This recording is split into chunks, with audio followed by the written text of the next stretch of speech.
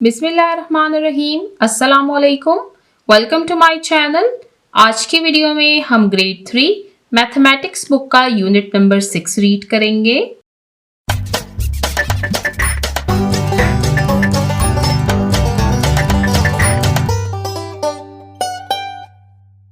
Unit number 6 geometry. Geometry के बारे में हम ऑलरेडी रीड कर चुके हैं कि ज्योमेट्री का जो वर्ड है ये ग्रीक लैंग्वेज का वर्ड है जो कि 2 वर्ड्स को मिलाकर बना है, जियो एंड मैट्री। जियो का मतलब है अर्थ यानी ज़मीन, मैट्री का मतलब है मेजरमेंट यानी पैमाइश। तो ज्योमेट्री का मतलब है मेजरमेंट ऑफ अर्थ। इस यूनिट पर हम ऑलरेडी एक वीडियो बना चुके हैं जिसमें हमने रीड किया था point, line, ray and line segment के बारे में।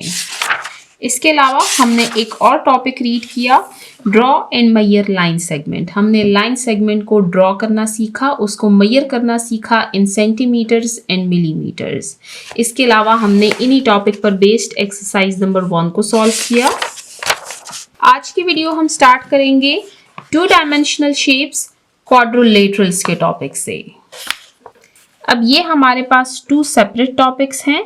फर्स्ट टॉपिक है 2 डायमेंशनल शेप्स जिसको 2D शेप्स भी कहा जाता है। अब इनको 2D शेप्स या 2 डायमेंशनल शेप्स क्यों कहा जाता है? क्योंकि इनकी हमें सिर्फ 2 डायमेंशंस यानी 2 अतराफ दिखती हैं।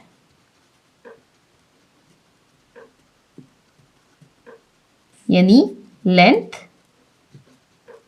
And width. आगे इनके बारे में हम डिटेल रीड करेंगे। इसके अलावा क्वाड्रिलेटरल्स के बारे में नीचे आपको डेफिनेशन दी गई है, इसको रीड करते हैं।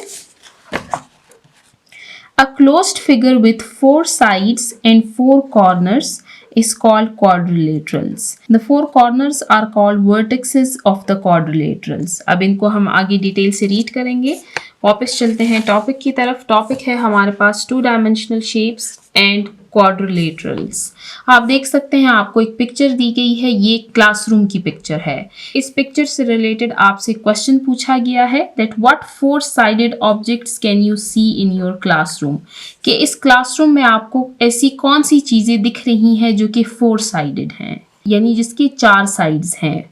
फॉर एग्जाम्पल ये जो टीवी है ये 4 साइडेड ऑब्जेक्ट है, ये ग्रीन बोर्ड ये 4 साइडेड ऑब्जेक्ट है। इसके अलावा ये टेबल, ये चार्ट, ये कबर्ड आप देख सकते हैं, ये विंडो, ये फ्रेम्स एटसेट्रा। नीचे आप देख सकते हैं आपको मजीद कुछ पिक्चर्स दी गई हैं। ये है ग्रीन बोर्ड, ये आपको कुछ शेप्स दी गई हैं और ये है वॉल क्लॉक। अब नीचे आंसर दिया गया है that I can see that door, कि मैं दरवाज़ा देख सकता हूँ, द विंडो खिड़की, the board the table and the book और book. All have 4 sides and 4 corners. इन सब के 4 साइड्स और 4 कॉर्नर्स हैं। अब इन सब के 4 साइड्स और 4 कॉर्नर्स कैसे हैं आप देख सकते हैं। ये है फर्स्ट साइड, ये हो गई सेकंड साइड, ये हो गई थर्ड साइड और ये हो गई फोर्थ साइड। कॉर्नर वो पॉइंट है जहां पर 2 साइड्स मिल रहे हैं। यहाँ पर आप देख सकते हैं साइड 1 और साइड 2 यहाँ पर मिल रहे हैं, तो ये है कॉर्नर और इनको वर्टेक्स भी कहा जाता है और इसकी प्लूरल है वर्टिक्सेस, यहाँ पर आपको दी गई है। तो यहाँ पर हमने रीड किया 2D शेप्स के बारे में कि ये ऐसी शेप्स होती हैं जिनकी हमें सिर्फ 2 डायमेंशंस यानी 2 अतराफ दिख रही होती है, एक लेंथ और एक विड्थ। इसके अलावा हमने इस क्लासरूम में देखा कि कौन सी हमारे पास 4 साइडेड ऑब्जेक्ट्स हैं।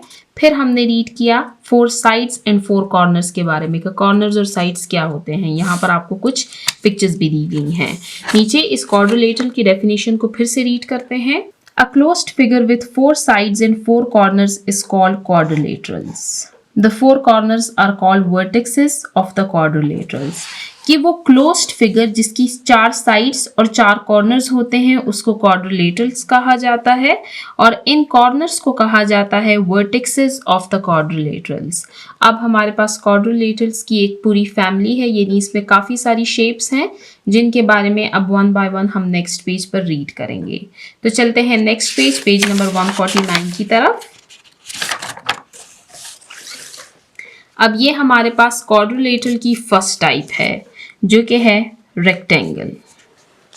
I am a rectangle. मैं rectangle हूँ. I have 4 straight sides. मेरी 4 sides हैं and 4 vertices और 4 corners यानी 4 vertices हैं. The length of my opposite sides are equal. मेरे opposite side की length equal है. अब आप देख सकते हैं यहाँ पर आपको ये जो पिक्चर्स दी गई हैं ये सारे हैं रेक्टेंगल.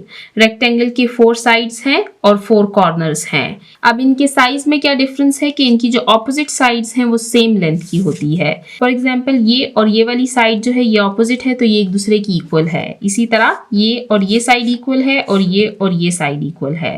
तो रेक्टेंगल क्या है? जिसमें 4 साइड्स हो, 4 वर्टेक्सेस हो और उनके ऑपोजिट साइड्स की लेंथ्स इक्वल होती हैं. नेक्स्ट शेप है हमारे पास square. I am a square. I have 4 straight sides and 4 vertices. अब यहाँ तक के फीचर्स रेक्टेंगल और स्क्वायर के सेम हैं. दोनों में 4 straight sides हैं और 4 vertices हैं. अब डिफरेंस क्या है? All my sides are equal. इसमें जो चारों साइड्स हैं वो चारों इक्वल हैं. जबकि रेक्टेंगल में हमने देखा कि 2 साइड्स की लेंथ सेम है और फिर नेक्स्ट 2 साइड्स की लेंथ सेम है, यानी सिर्फ ऑपोजिट साइड की सेम है. अब इसको अगर हम मेजर करें और इसको मेजर करें तो इन दोनों के लेंथ में फिर डिफरेंस आएगा. जबकि स्क्वायर आप देखिए अगर आप इसको यहाँ से मेजर करते हैं, यहाँ से या यहाँ से, इसकी लेंथ सेम ही है 4 साइड्स की. तो यहाँ पर हमने रीड किया रेक्टेंगल और स्क्वायर के बारे में और ये दोनों हमारे पास क्वाड्रिलेटरल्स हैं क्योंकि दोनों में 4 साइड्स हैं और 4 वर्टेक्सेस हैं इनके. अब जो नेक्स्ट शेप है हमारे पास ये क्वाड्रिलेटरल नहीं है क्योंकि इसकी 3 साइड्स होती हैं. Triangle.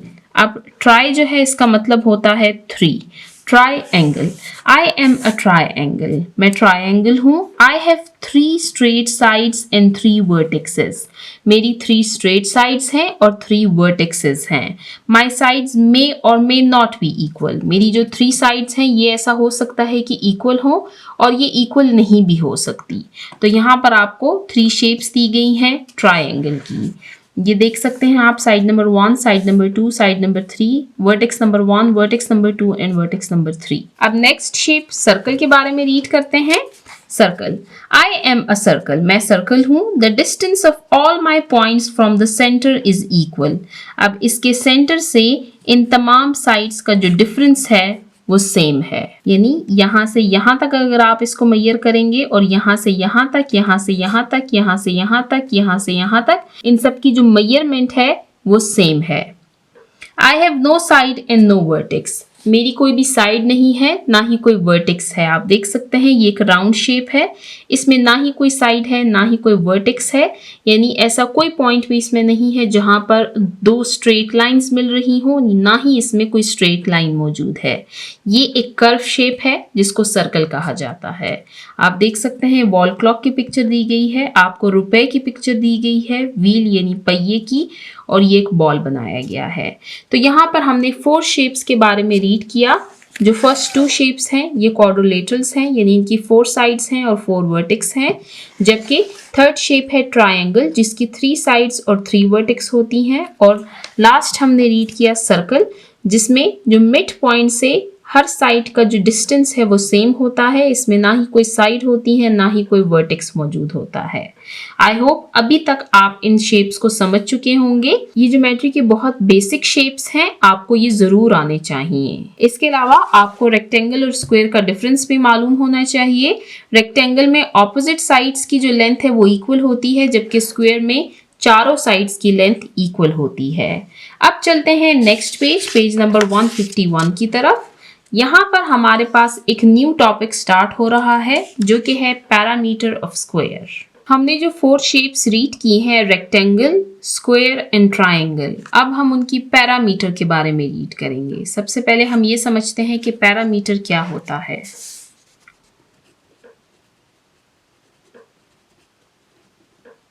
Parameter distance around the outside of a shape. यानी जो शेप है बाहर की तरफ उसका जो डिस्टेंस है उसको पैरामीटर कहा जाता है. यानी एड ऑल द साइड्स, यानी पैरामीटर में हमारे पास जो साइड्स हैं रेक्टेंगल और स्क्वायर में 4 हैं, ट्राइंगल में 3 हैं। हम इन तमाम की जब लेंथ को ऐड करेंगे तो हमारे पास उस शेप की पैरामीटर निकल आएगी। जैसे इस टॉपिक को रीड करना स्टार्ट करते हैं आपको ये क्लियर हो जाएगा। पैरामीटर ऑफ स्क्वायर, अब यहाँ पर सबसे पहले हम पैरामीटर ऑफ स्क्वायर के बारे में रीड करेंगे। स्क्वायर हमारे पास एक ऐसी शेप होती है जिसमें 4 साइड्स होते हैं, 4 वर्टिसेस होते हैं और इसके तमाम साइड्स की जो लेंथ है ये सेम होती है। Furqan runs around a square shaped ground with the length of a side is 40 metre. कि फुरकान ने दौड़ लगाई है एक ऐसे ग्राउंड के इर्द गिर्द जो कि स्क्वायर शेप है और जिसकी एक साइड की लेंथ है 40 metre. How much distance does Furqan covers in one round? तो फुरकान ने एक राउंड में कितना डिस्टेंस कवर किया है? आपको यहाँ पर ग्राउंड की शेप दी गई है, ये एक स्क्वायर शेप्ड ग्राउंड है और इसके हर साइड की लेंथ है 40 metre. A, B, C and D. To find the total distance he covers in one round, कि जब हम टोटल डिस्टेंस को मालूम करेंगे कि उसने एक राउंड में कितना फासला कवर किया है, we will add lengths of all sides। तो हम तमाम साइड्स की लेंथ्स को ऐड कर देंगे यानी उसको प्लस कर देंगे। Side 1, side 2, side 3, side 4। Side 1 plus side 2 plus side 3 plus side 4। Total distance कितना है? साइड 1 की लेंथ है 40 मीटर, साइड 2 की लेंथ है 40 मीटर, साइड 3 की लेंथ है 40 मीटर, साइड 4 की लेंथ है 40 मीटर। अब इन चारों साइड्स की जो लेंथ है इनको हम मेजर कर लेंगे। यहाँ पर आपको आंसर दिया गया है लेकिन इसको ऐड करते हैं। 40 प्लस 40 प्लस 40, साइन लगाएंगे प्लस का, 0 0 0 और 0 को ऐड करेंगे तो आएगा 0, 4 और 4 को ऐड करेंगे तो आएगा 8, 8 के साथ 4 को ऐड करेंगे तो आएगा 12 और 12 के साथ 4 को ऐड करेंगे तो आएगा 16। तो आंसर है हमारे पास 160 metre. The sum of all lengths of a closed figure is called perimeter. अब यहाँ पर आपको पैरामीटर की डेफिनेशन दी गई है। The sum of all lengths of a closed figure, किसी भी क्लोज्ड फिगर यानी आप देख सकते हैं इसके दरमियान में कोई गैप नहीं है, ये क्लोज है हर साइड से। ऐसी फिगर जो कि एक क्लोज्ड फिगर हो, एक क्लोज्ड फिगर की तमाम साइड्स की लेंथ को जब हम ऐड करते हैं तो उसको कहा जाता है पैरामीटर। पैरामीटर ऑफ स्क्वायर, अब ये इंपॉर्टेंट है, ये पैरामीटर ऑफ स्क्वायर का फॉर्मूला है, इसको आपने लाजमी तौर पर याद रखना है। यहाँ पर इंपॉर्टेंट अब क्या है? पैरामीटर की डेफिनेशन और पैरामीटर ऑफ अ स्क्वायर का formula is equal to sum of all sides. अब इसके लिए आपको ये मालूम होना चाहिए कि स्क्वायर की कितनी साइड्स होती हैं और आया वो इक्वल होती हैं या नहीं। तो जी हाँ, स्क्वायर की चारों साइड्स जो होती हैं वो इक्वल होती हैं। और 4 multiply by length of a side, आप चारों साइड्स की लेंथ को भी ऐड कर सकते हैं या एक साइड की लेंथ को आप लीजिए और उसको 4 के साथ मल्टीप्लाई कर दीजिए। जैसे एक साइड की लेंथ है 40 मीटर तो इसको हम 4 के साथ मल्टीप्लाई कर देंगे। 4 zeros are 0, 4 4s are 16। तो आप देख सकते हैं आंसर दोनों का सेम आया है। Thus the parameter of the ground is also 160 metre. तो पैरामीटर ऑफ ग्राउंड क्या है? वो है 160 मीटर। तो यहाँ पर हमने क्वेश्चन नंबर 1 को सॉल्व किया जो कि है पैरामीटर ऑफ स्क्वायर के बारे में। अब पैरामीटर ऑफ स्क्वायर के बारे में क्वेश्चन नंबर 2 को सॉल्व करते हैं। क्वेश्चन है if the length of one side of a square is 5 centimetre, find its parameter. आपको स्क्वायर की एक साइड की लेंथ दी गई है जो कि है 5 सेंटीमीटर। अब हमने इसका पैरामीटर मालूम करना है। हम ऑलरेडी जानते हैं कि स्क्वायर की चारों साइड्स जो होती हैं उसकी लेंथ इक्वल होती है, यानी अगर एक साइड की लेंथ 5 सेंटीमीटर है तो दूसरे साइड की भी 5 सेंटीमीटर होगी, थर्ड की भी और फोर्थ की भी। इसको लेबल कर लीजिए आप, इसको नेम्स दें। ये है A, B, C and D। Length of a side is equal to 5 centimetre. एक साइड की लेंथ है 5 centimetre. Perimeter of square, perimeter of square का फॉर्मूला यहाँ पर लगाया गया है 4 multiply by length of one side. हम एक साइड की लेंथ के साथ 4 को मल्टीप्लाई कर देंगे तो 4 को मल्टीप्लाई करेंगे 5 के साथ। 4 है साइड्स और एक साइड की लेंथ है 5 centimetre. 4 5s are 20 centimetre. The perimeter of square is 20 centimetre. तो पैरामीटर ऑफ स्क्वायर कितना है यहाँ पर? वो है 20 सेंटीमीटर। आपके पास फिगर जो है वो था 5 सेंटीमीटर, या आप इसको ऐड भी कर सकते हैं। 5 + 5 + 5, 5 5 10, 10 and 5 15, 15 and 5 20। आप देख सकते हैं आंसर सेम है। तो यहाँ पर हमने रीड किया अबाउट पैरामीटर ऑफ स्क्वायर, उसके फॉर्मूला के बारे में हमने रीड किया। स्क्वायर का आपको मालूम होना चाहिए कि इसकी चारों साइड्स इक्वल होती हैं। जब आपको ये मालूम होगा और आपके पास एक फिगर होगा, जैसे कि यहाँ पर 5 सेंटीमीटर आपके पास एक फिगर था, आप उसको 4 के साथ मल्टीप्लाई कीजिए जो कि पैरामीटर ऑफ स्क्वायर का फॉर्मूला है और आपके पास पैरामीटर ऑफ स्क्वायर आ जाएगा। तो यहाँ पर हमारा पैरामीटर ऑफ स्क्वायर का टॉपिक एंड होता है। अब चलते हैं नेक्स्ट टॉपिक की तरफ जो कि है पैरामीटर ऑफ रेक्टेंगल। रेक्टेंगल के बारे में हम ऑलरेडी रीड कर चुके हैं। ये एक ऐसी शेप होती है जिसके 4 साइड्स होते हैं, 4 वर्टिसेस होते हैं और उसके ऑपोजिट साइड्स की लेंथ इक्वल होती है। क्वेश्चन को रीड करते हैं। Find the perimeter of the book with length of 27 centimetre and a width of 21 centimetre. अब आप देख सकते हैं यहाँ पर आपको 2 फिगर्स दिए गए हैं। इसकी वजह क्या है? जैसे कि हमने रीड किया कि रेक्टेंगल की ऑपोजिट साइड्स इक्वल होती हैं, यानी ये और ये साइड इक्वल होगी और ये साइड इक्वल होगी, इसलिए यहाँ पर आपको 2 लेंथ्स दी जाएंगी। अब स्क्वायर में हमारे पास एक ही लेंथ मौजूद थी क्योंकि उसकी चारों साइड्स इक्वल होती हैं। तो ये है बुक की विड्थ यानी 21 सेंटीमीटर और ये है बुक की लेंथ यानी 27 सेंटीमीटर। अब ये 27 सेंटीमीटर है तो ये भी 27 सेंटीमीटर होगा, ये 21 सेंटीमीटर है तो ये भी 21 सेंटीमीटर होगा। Length 27 centimetre, width 21 centimetre. Parameter length plus length, length plus length, width plus width. 27 centimetre plus 27 centimetre plus 21 centimetre plus 21 centimetre. 27 और 27 को ऐड करेंगे तो आएगा 54, 21 और 21 को ऐड करेंगे तो आएगा 42। अब 54 और 42 को ऐड करेंगे तो आएगा 96 सेंटीमीटर। यानी इस बुक का पैरामीटर क्या है? वो है 96 centimetre. Perimeter of a closed figure is equal to sum of all lengths of all side। ये अब आपको पैरामीटर का फॉर्मूला दिया गया है कि पैरामीटर ऑफ क्लोज्ड फिगर को हम कैसे फाइंड आउट करते हैं। Sum of lengths of all side, हम तमाम साइड्स की लेंथ को सम यानी उसको ऐड कर देते हैं, उसका सम निकालते हैं। पैरामीटर ऑफ रेक्टेंगल, अब यहाँ पर आपको पैरामीटर ऑफ रेक्टेंगल का फॉर्मूला दिया गया है। ये इंपॉर्टेंट पॉइंट है, इसको आपने याद रखना है। Perimeter of rectangle is equal to sum of all sides, यानी तमाम साइड्स को आपने ऐड करना है, उसका आपको सम निकालना है। और 2 लेंथ प्लस 2 विड्थ्स, या फिर आप दोनों लेंथ्स को ऐड करें, दोनों विड्थ्स को ऐड करें और फिर उन दोनों को ऐड करें, जैसे कि यहाँ पर आपको दिखाया गया था। सबसे पहले दोनों लेंथ्स को और दोनों विड्थ को ऐड किया है, फिर उन दोनों को ऐड करके एंड में बुक का पैरामीटर निकल आया। नीचे आपको क्वेश्चन दिया गया है। Find the perimeter of the door with the length of 210 centimetre and width of 118 centimetre. आपको एक डोर यानी दरवाजे की पिक्चर दी गई है, इसकी विड्थ है 118 सेंटीमीटर। अब ये दोनों हो गए 118 सेंटीमीटर और इसकी लेंथ है 210 सेंटीमीटर और ये भी है 210 centimetre. Length of door 210 centimetre, width of the door 118 centimetre. Perimeter of the door sum of all sides, जितनी भी साइड्स हैं उन तमाम का सम यानी उन तमाम को ऐड करना है। Length plus width plus width, 210 plus 210 plus 118 plus 118।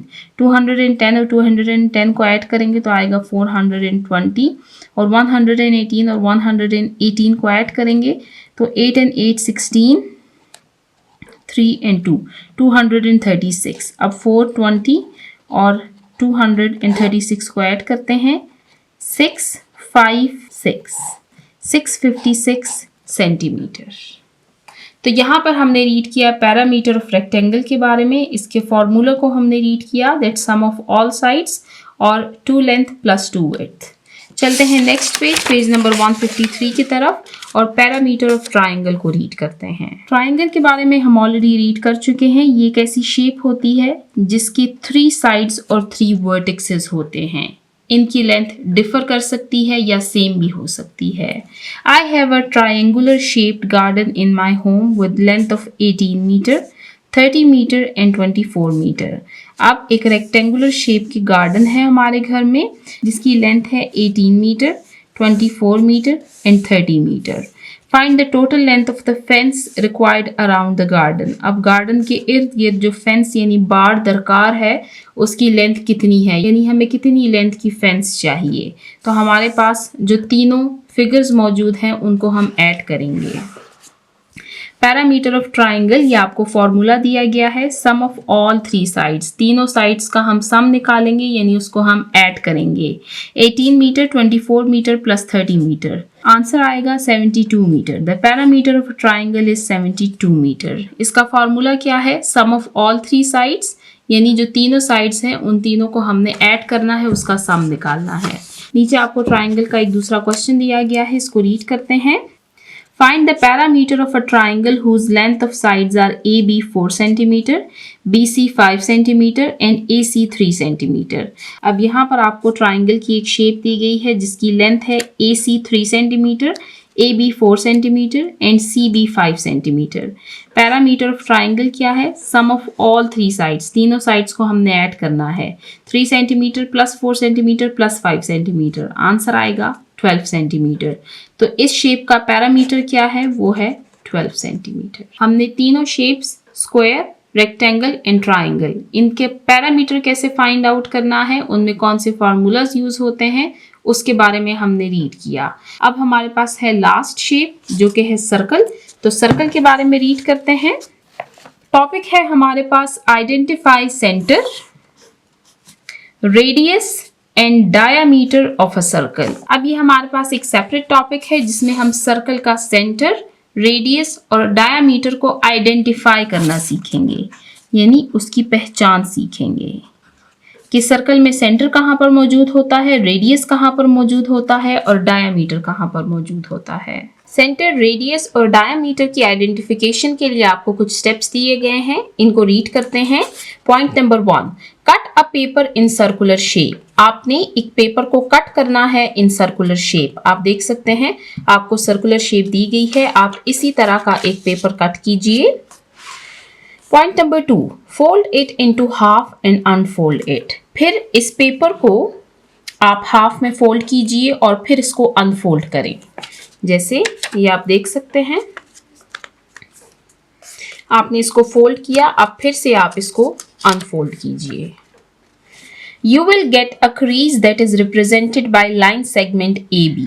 तो अब आपको इस पेपर पर एक क्रीज यानी एक बल नजर आएगा, यानी एक लकीर नजर आएगी जिसको आपने रिप्रेजेंट करना है यानी जाहिर करना है बाय लाइन सेगमेंट AB। अब यहाँ पर आपने एक लाइन सेगमेंट ड्रॉ करनी है।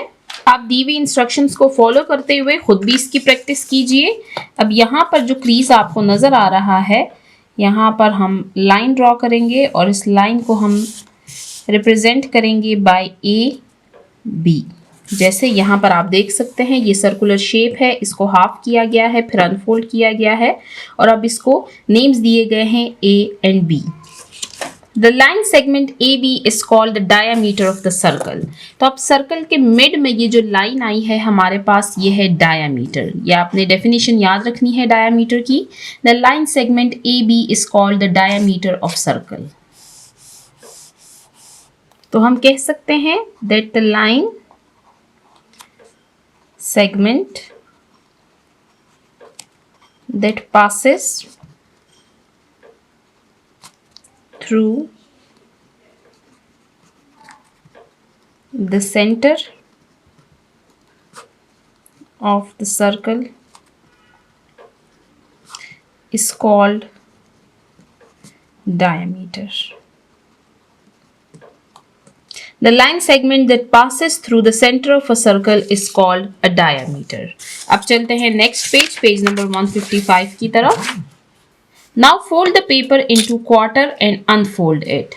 अब आपने जब पेपर को ऐसे हाफ में फोल्ड किया था, अब उसको मजीद आप फोल्ड करें, क्वार्टर में इसको फोल्ड कीजिए और अब इसको अनफोल्ड करें।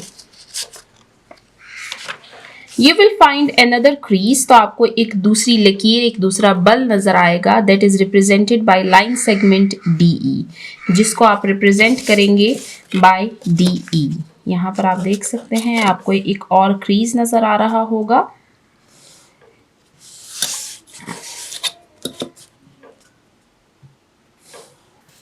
ये हो गया D and E. The line segment DE cuts the line segment AB at point C. और ये जो लाइन DE है ये कट कर रहा है लाइन AB को at the point C. The point C is the center of the circle. अब जो point C है ये इस सर्कल का सेंटर है. The distance from center C to point A or B or D or E is called the radius. अब इस point C से पॉइंट B तक या पॉइंट D तक या पॉइंट E तक या पॉइंट A तक का जो डिस्टेंस है इसको कहा जाता है रेडियस. यानी यहाँ से यहाँ तक भी रेडियस है, यहाँ से यहाँ तक भी सर्कल का रेडियस है, यहाँ से यहाँ तक भी और यहाँ से यहाँ तक भी. और ये जो रेडियस का लाइन सेगमेंट है अगर आप इसको मेजर करेंगे तो इन सब की लेंथ सेम होगी. जैसे कि यहाँ पर आप देख सकते हैं ये हमारे पास आ गया है सेंटर जो पॉइंट C है. जो मिड हमने लाइन सेगमेंट ड्रॉ की थी वो हमारे पास डायामीटर था, जबकि point C two point E, point C two point B, point C two point D, point C two point A ये हमारे पास है रेडियस. यानी जब सर्कल को आप हाफ करेंगे तो वो उसका डायामीटर बन जाएगा, जब आप इसको क्वार्टर करेंगे तो ये इसका रेडियस बन जाएगा. और ये जो मिड पॉइंट है इसका ये इसका सेंटर है. तो उम्मीद है आपको यहाँ तक क्लियर हो चुका होगा. हमने रीड किया about identification of centre, radius and diameter. अब आगे हमारे पास नेक्स्ट पेज पर एक्सरसाइज नंबर 2 है जिसको हम इंशाल्लाह नेक्स्ट वीडियो में सॉल्व करेंगे क्योंकि हमारी वीडियो काफ़ी लेंथी हो गई है. आज की वीडियो में हमने बहुत इंटरेस्टिंग टॉपिक्स रीड किए हैं ज्योमेट्री के. हमने टॉपिक्स रीड किए हैं 2 dimensional shapes and quadrilaterals. Quadrilaterals में हमने रीड किया है अबाउट रेक्टेंगल एंड स्क्वायर. इसके अलावा हमने ट्राइंगल के बारे में रीड किया और सर्कल के बारे में रीड किया. फिर हमने रेक्टेंगल, स्क्वायर और ट्राइंगल के पैरामीटर को फाइंड आउट करना सीखा. एंड में हमने सर्कल में सेंटर, रेडियस और डायामीटर को आइडेंटिफाई करना सीखा. इंशाल्लाह नेक्स्ट वीडियो में हम इन्हीं टॉपिक्स पर बेस्ड कुछ एक्टिविटीज़ को सॉल्व करेंगे. आज की वीडियो को हम यहीं पर एंड करते हैं. जिन्होंने अभी तक मेरे चैनल को सब्सक्राइब नहीं किया काइंडली मेरे चैनल को सब्सक्राइब कीजिए ताकि हर आने वाली वीडियो आपको टाइमली मिल सके. Thank you.